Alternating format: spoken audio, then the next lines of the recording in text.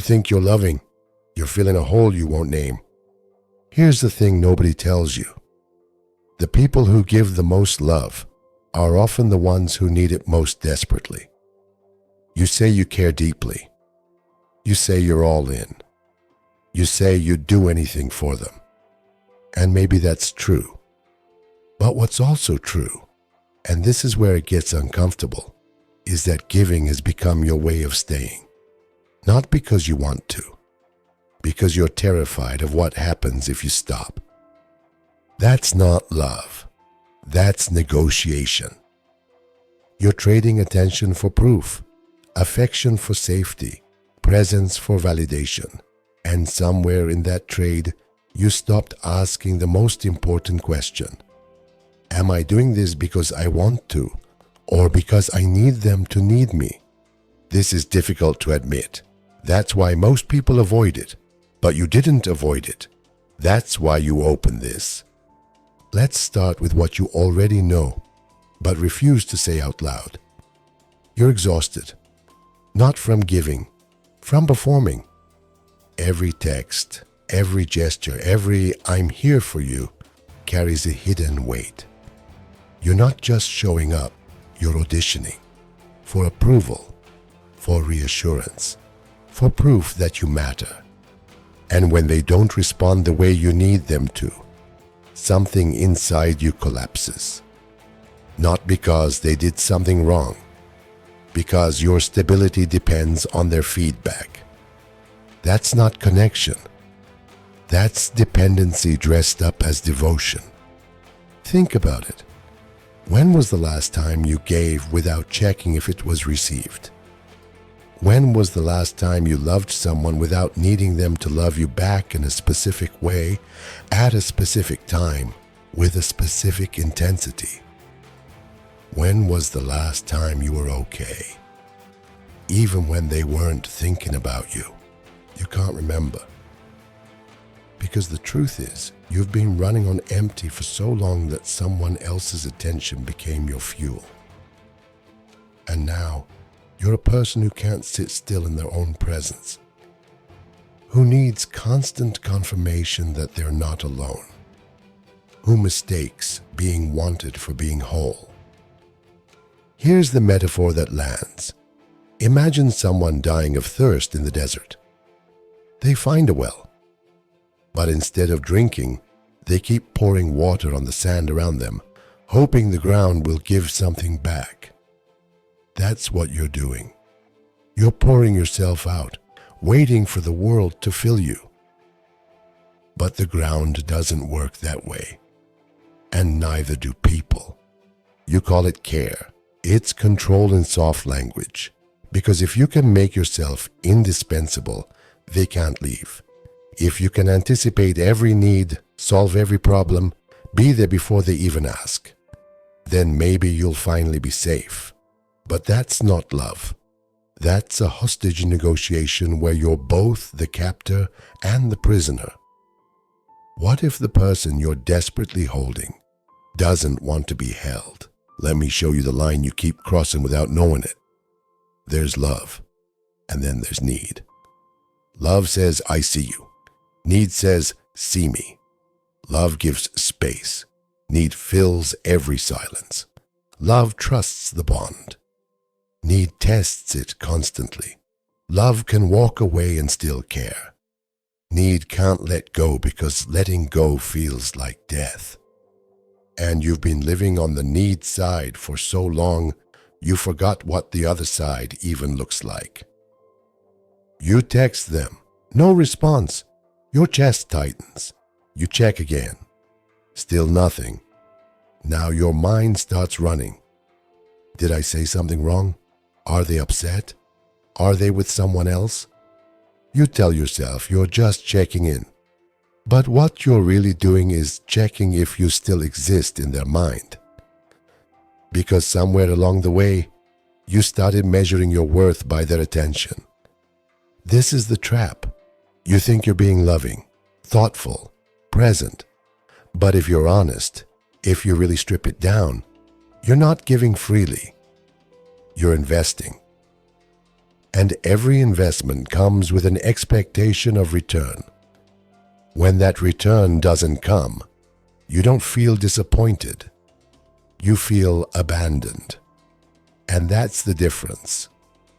Real love doesn't collapse when it's not returned. Attachment does. Here's what the Stoics understood but never said directly. You can't control whether someone loves you back.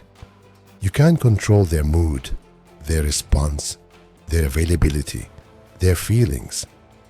The only thing you control is your own intention. And if your intention is bound to their reaction, you've already lost your freedom. What's in your control? Your presence. What's not? Their return. You knew this already, but you pretended not to. Because admitting it means facing the real fear underneath. If I don't need them, will they leave? If I stop chasing, will they notice I'm gone? If I'm not constantly giving, do I even matter? And the answer you're avoiding is this. If they only stay because you're performing, they were never really there. Here's the part most people get wrong. They think letting go means not caring, walking away, building walls, becoming cold. That's not what this is. Letting go doesn't mean you stop loving. It means you stop collapsing. You can care deeply without needing them to care back in the exact way you want. You can be present without making their presence your oxygen. You can give without keeping score. But first, you have to cut the chain. The chain of needing their approval to feel okay. The chain of needing their text to feel calm. The chain of needing their validation to feel real. That chain isn't protecting you. It's strangling you. And the longer you hold it, the smaller you become. You're scared. I know. Because if you let go of the need, what's left? If you stop filling the void with their attention, you'll have to face what's actually inside that void. And that's terrifying. But here's the twist. They already left. You just kept watering a dead plant. Not because they're cruel, not because you're unworthy, but because you were loving a version of them that only existed in your desperation. You were holding on to what you needed them to be, not who they actually are, and they felt it. They felt the weight of your need pressing down on them, and they pulled back, not to hurt you, to breathe. Most people misunderstand this part. They think the problem is the other person. If only they were more available, more responsive, more grateful, then everything would work. But the truth you keep avoiding is this. Even if they gave you everything you wanted, it still wouldn't be enough. Because the void you're trying to fill isn't theirs to fill. It's yours. And no amount of external love will ever patch an internal wound. So what happens when you let go and nothing falls? You realize the ground was always there. You just couldn't feel it because you were too busy clinging. When you stop needing them to complete you, something strange happens. You become complete on your own. Not because you're colder, because you're clearer. You stop looking at people as life rafts. You start seeing them as companions. And that shift, that tiny, imperceptible shift, changes everything. Love without collapse, connection without dissolution. This is what freedom looks like. You can love someone deeply and still be whole when they're not around. You can miss someone without falling apart. You can care without making their mood your responsibility, because you're no longer outsourcing your stability. You're carrying it yourself. Here's the real world test. Someone you love doesn't text back for hours, days, maybe longer. And instead of spiraling, you're okay. Not because you don't care, because you're not waiting for them to make you feel real. You're already real, with or without their confirmation. That's not detachment. That's strength. The Stoics had a phrase for this. They called it the inner citadel, a place inside you that no one can touch.